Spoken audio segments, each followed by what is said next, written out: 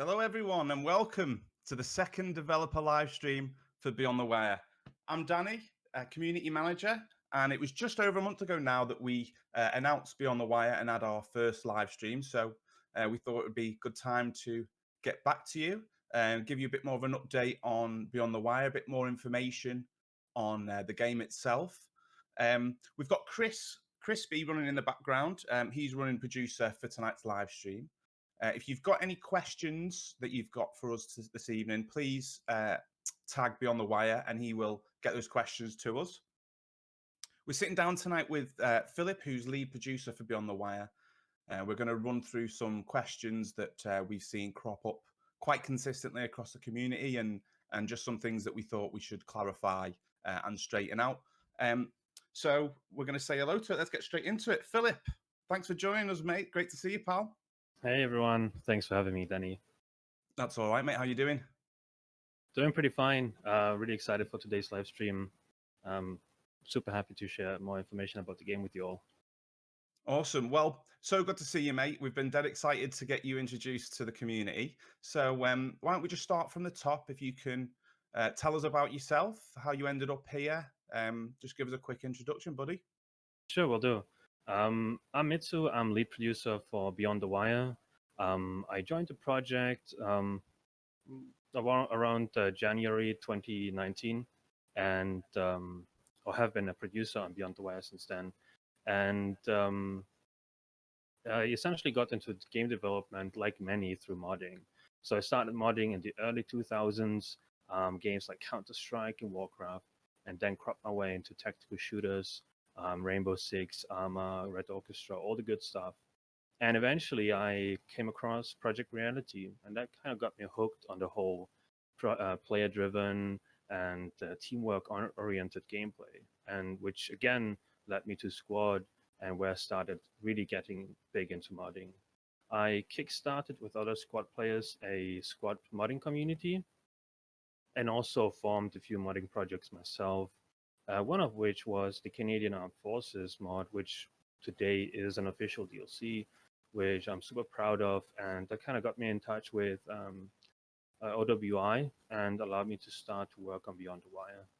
Initially, I'm more of a marketing project management person, but through my modding experience and my professional experience, we were able to marry those best of two worlds. And ever since then, yeah, I'm essentially in charge of overseeing the entire production of the game. I'm doing a lot of organizing, facilitating all the milestones, and schedule is being planned by me and others on the team. So yeah, more of an organizer than a programmer or artist myself. Perfect, mate. And being the lead producer, we thought it would be a great time while you're on the stream to run through some of these questions because you have got your fingers on all the veins. So we're going to run through a handful, which, like I said, these have been the most consistent questions we've seen. And so it's just a case really of clarifying and laying out some more information. So the first one that we've got would be the announcement trailer that we started the show with. The two forces that we've shown so far are the American and French forces. Which other factions do we intend to include in Beyond the Wire, if any? So at launch, players will have access to the French Republic, German Empire, and American Expeditionary Force. Those three factions will provide players with a wide variety of weapons and other type of arsenal they will have access to.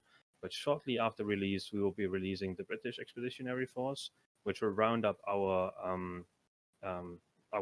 faction lineup after early access. We have definite intentions to provide additional content post release, but those are the factions we will start with, and I can't wait to share how they all look in game with you all.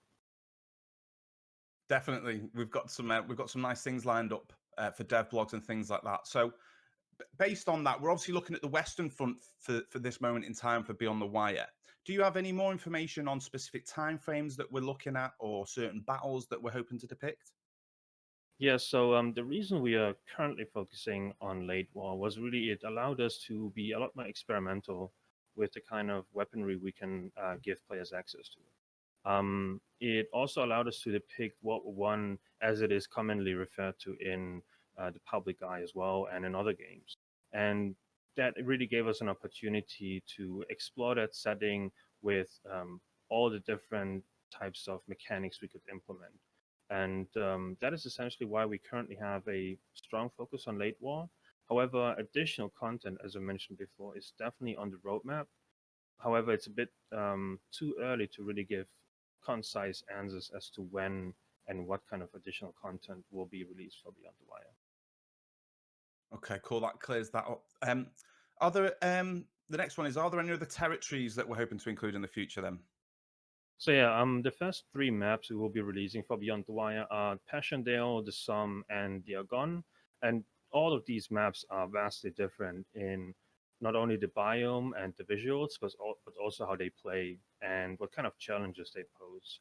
However, we won't be stopping there. We definitely have plans for additional maps that are pivotal for the Western Front experience, and we will be sharing more information about those additional maps in the future. However, rest assured, there's more content planned in terms of Western Front maps or battles, and yeah, we will be releasing more information about that. Perfect, mate. So the 3 we've just mentioned there, Passchendaele, Argonne, and the Somme, obviously huge battles from history. We're obviously looking at a 50v50 server capacity. Does this mean that we're going to expect huge maps with lots of downtime in between fights? To give you a little bit of history, we initially explored with huge open terrains, and we're trying to recreate those battles, but we quickly realized that putting 100 players in those open maps is not going to yield the experience that we're after. We want to make sure that Beyond the Wire is super intense in how it's being played and the action on screen. So the pacing will definitely have to change because of that, and our map size as well.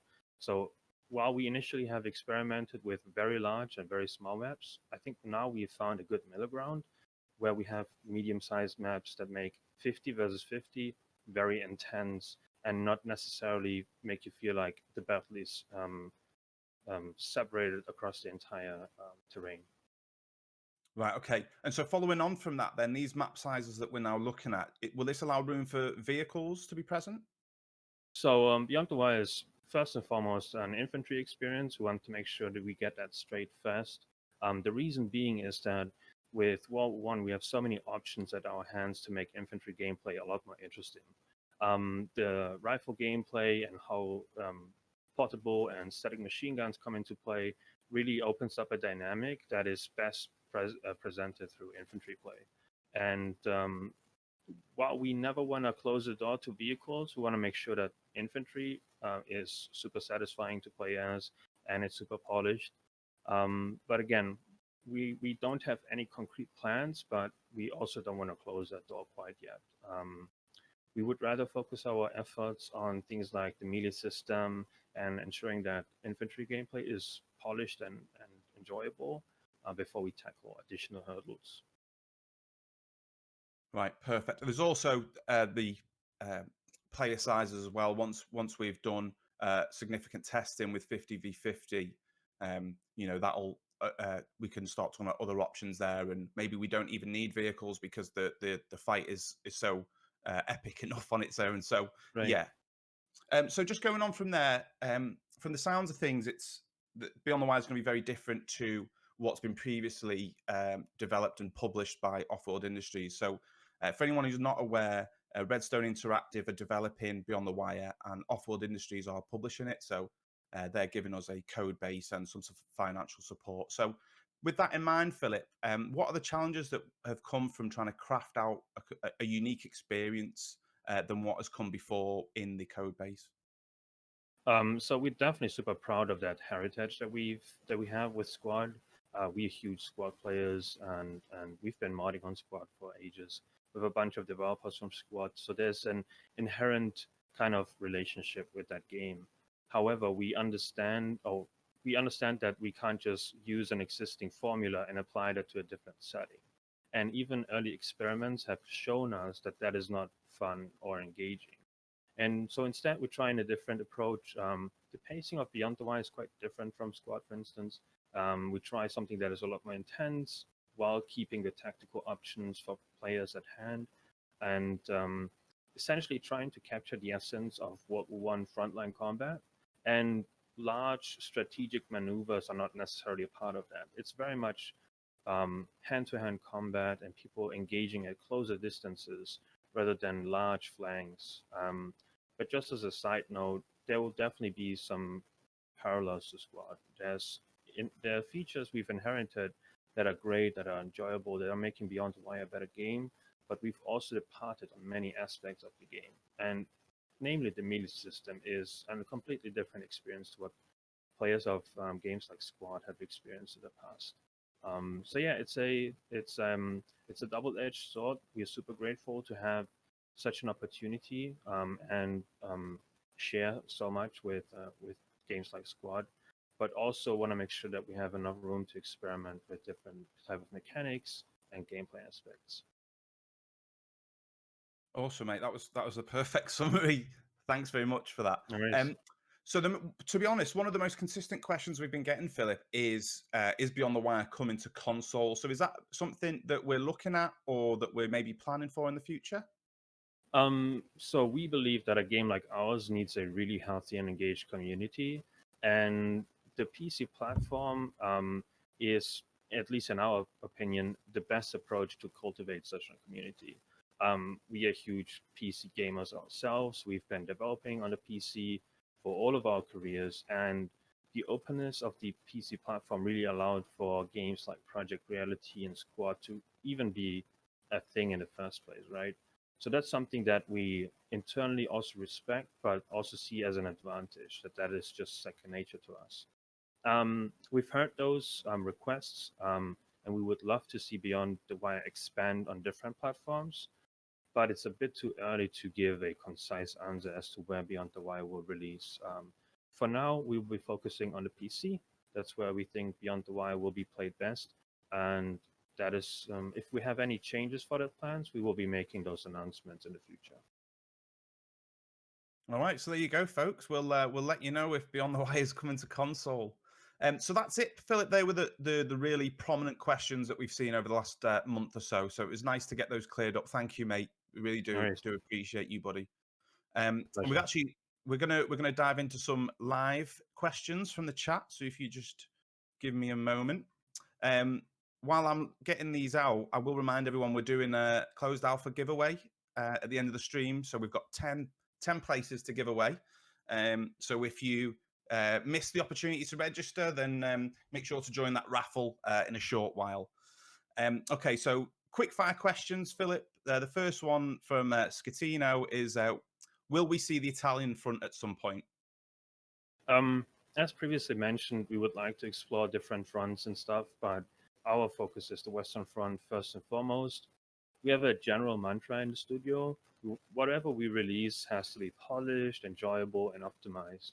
And before we don't hit those goals, we won't be releasing additional content. That's just to reassure you guys that whatever we put out is actually quality content and not just scrap together stuff. And we would rather see a very coherent and stable experience than have tons of content but no consistent base. Perfect. Thanks, mate. Okay, next one. Born to Squad Tenno asks, will there be playable artillery? So if there's a question about if there's emplacements, then I can say that this is definitely something we are investigating. Player-operated emplacements such as field cannons. How exactly they will make their way into the game and if is yet to be seen. We essentially do a lot of experimental stuff with our mechanics and what kind of features we introduce to the game. So there might be things we're doing right now that might not make it into the game, or we might have not explored things that might eventually make their way. So short answer, definitely something we're interested in, but yet to be seen. Awesome. So the next one looks like maybe someone you may know. Philip Arsonist asks, well, he says, good evening, Mitsu. Happy to see you've come so far. What skills did you develop to become a lead producer? Was it modeling, programming, or? Yeah, thanks, buddy. First, as a lead producer, you need to be a really good communicator. You need to take the blame if things go wrong. The praise, you can't take it if things go right. It always goes to the team. That's just something people have to understand as producers in general. You have to be good at organizing. You shouldn't shy away from spreadsheets and documents. You need to be an outgoing person. You need to be able to communicate with others. I think those are the most integral parts. Luckily, as a producer, you can come from any direction. You could have been a cook in the past. A producer role is still something on the table for you if you want to go into game development. But again, it's personal traits that really make or break a producer. All right, thank you for that, mate. So next we've got Silence GG, free DLC or paying for every DLC? So we haven't really explored internally the whole DLC strategy. We want to release, at least for now, we want to release free content moving forward. So any additional maps that we release to the Western Front, that's going to be free. There's no microtransactions, loot boxes, or anything. We understand those are frustrating mechanics, and we have no intention of introducing them to Beyond the Wire. We believe that a more comprehensive game with additional content will make people come back and buy it in the first place. Okay, next from Tori Insidious. What abilities other than gas, smoke, and artillery may the squad role get? That's something we're also currently investigating and being very experimental with. We want to give leaders in our game various options, strategic and tactical options to kind of change the tides of the game. We will have a dedicated weapons block to how those things work internally and how people will be able to use them. But for now, what we have confirmed is smoke barrage, artillery barrage, and chlorine barrage as well. Perfect. And if anyone didn't catch the dev blog we put out yesterday, there are some videos in there of those systems in play, so worth checking out if you've not seen them yet. The next one, Lieutenant Spaghetti. What sort of damage model will we be implementing, i.e., mustard gas and explosive deaths not revivable? Again, we're being very experimental. I just want to be upfront about that. And however, we realize that a game as gruesome as Beyond the Wire is relatively unforgiving. So players won't be bullet sponges or anything. There's certain inherent lethality in the weapons. So if you're looking for an answer how lethal the weapons are in Beyond the Wire, they're very lethal, and you can see that the visual impact of the damage you're doing to other players is visible. And again, that leads to an entirely different discussion, but we will have additional updates on that as well. How gore and all of that will play into the gameplay. Next one, Lucas Azevedo asks: is there going to be any progression in the game, such as leveling or stats? We've looked into it, but at this stage, we want to make sure that the core experience is enjoyable, is stable, is engaging. If we do have any plans on adding progression systems to our game, we're certainly open to investigating that. However, at this stage, we are not quite ready to make any definitive claims about that. Next one from Juices Mortis asks: if the focus is on trench warfare, are the uniforms going to be muddied and dirtied? That's something we've played around with as well. It's certainly something that is on the table. We want to make sure that when players get into the trenches and crawl through the mud, that there's some kind of visual representation. It's really just engineering resources that we have to make available to get that into the game. Since it's more like a cosmetic thing, that's something that is lower on the priority list, but certainly something we're interested in. And then finally, another one from Tori Insidious: will there be the availability to set down spawn points, or else have a logistic type role? So there will be definitely various ways you can spawn into the game. Some are more mobile, some are more static. Logistics in and of itself is still something that we need to debate how they could play into Beyond the Wire. But right now, the core focus is really on the gunplay and the objectives and the game modes. And if we do make additional decisions around how logistics could play into the core experience, then we will be making those announcements in the future. But for now, spawns are definitely coming in varied ways. Awesome, and that's it. I think for the Twitch questions. So again, thanks, Philip. Shared some great insight there, pal. What I will say is, going forward now, we will be having these streams monthly, and also we're going to try and get a weekly dev blog out to everyone. So going forward now, you'll have hopefully some weekly updates on development, looking at various areas of Beyond the Wire. So thanks very much again, Philip. That was great. Thanks for your time, mate. Yeah, my pleasure, and thanks everyone for tuning in. Really looking forward to what Beyond the Wire can bring to you all, and looking forward to chatting you all on Discord. Top man. Thanks, Philip. All right, cool. Now, I don't want to trick anyone. We are still doing the closed alpha giving away. So Chris is going to dive in. Crispy, are you there, mate? Sorry about that. I have to swap back to this one. Crispy here, as I don't have the mic on that other scene. Sorry, Mitsu, you can't leave just yet. I'm keeping you hostage. So, I know a bunch of you were here to get some of those closed alpha spots that were given away. I'm sure you're also here to get those great answers from Mitsu. But what we'll be doing is using Nightbot. So, the key phrase that we're going to be using is exclamation mark boomstick. The giveaway hasn't started yet, so don't put it in just yet, folks. Get it ready, get it lined up to press that return key. Exclamation mark boomstick. Going live in 3, 2, 1. Good luck. So that's exclamation mark boomstick for anyone who missed that. I see a lot of boomsticks happening. And I'm gonna roll for the first one. It is Rue Xavier. I know that name as they are hanging out in the Discord quite a bit. Well done, Rue. What we'll be doing is getting in contact with you guys. Oh, that's the wrong program there. Get in contact with you guys to get your email address and a Discord handle. So we can get you in. There we go. PogChamps coming from Rue.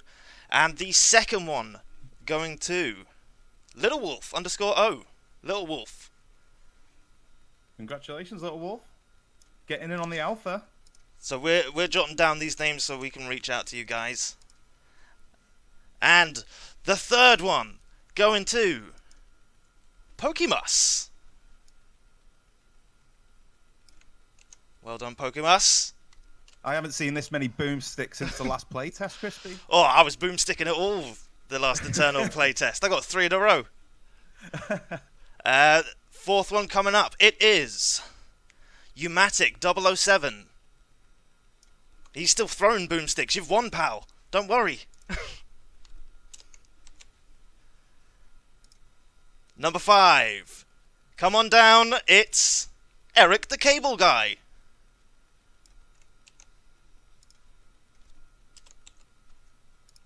Still boomsticking. Everyone's eager to get in. Number 6. The Swamp. We need more boomsticks. Come on, guys. The 4 Swamp. spots left. Number 7. Palmy Rages. Don't get on his bad side. Palmy Rages. Well, congratulations, Palmy. Number 8. White Sar. White Nice, Sar. White Sar. Welcome to the alpha. You are enlisted. Number 9. A random guy. That's his name. We're not just picking some random guy. And finally, the last place. Who's gonna get it? Hopefully me. No, it's T-Nugget 13.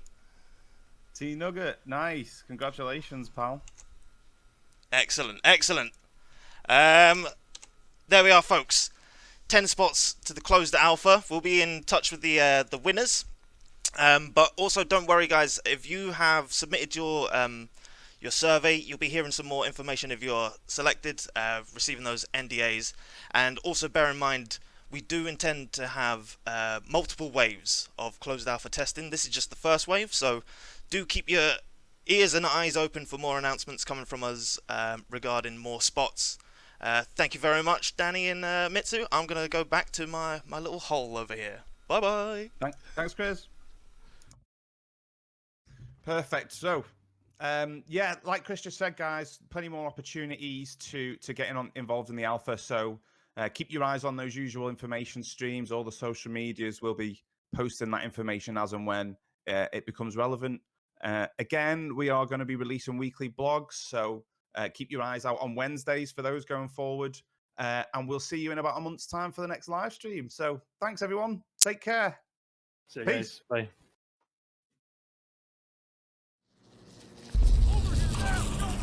Over here!